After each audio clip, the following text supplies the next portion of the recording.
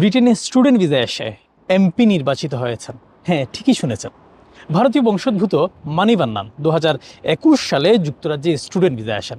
এখনও যুক্তরাজ্যে স্থায়ী বসবাসের অনুমতি অর্থাৎ আইএলআর না পেলেও স্কটল্যান্ডের সংসদীয় নির্বাচনে অংশ নিয়ে এমএসপি অর্থাৎ মেম্বার অফ স্কটিশ পার্লামেন্ট নির্বাচিত হয়েছেন। ট্রান্সজেন্ডার পরিচয় দেয়া কিউ মানিভান্নান স্কটল্যান্ডের স্বাধীনতাপন্থী স্কটিশ গ্রিনস দলের হয়ে এডিনবরা ও লথিয়ান্স ইস্ট থেকে তিনি পার্লামেন্টারিয়ান মেম্বার নির্বাচিত হন।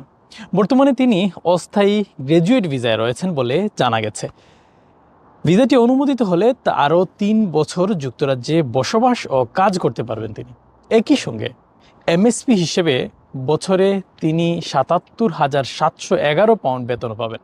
গত বছর স্কটল্যান্ড সরকারের আইন পরিবর্তনের ফলে স্থায়ী ভিসা ছাড়াও স্বল্পমেয়াদী বৈধ ভিসাধারীরা স্কটিশ পার্লামেন্ট নির্বাচনে প্রার্থী হওয়ার সুযোগ পান।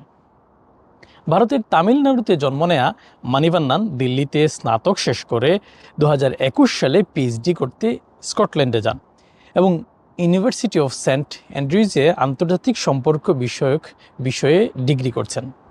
Shariful Islam Chowdhury, N24 news, London.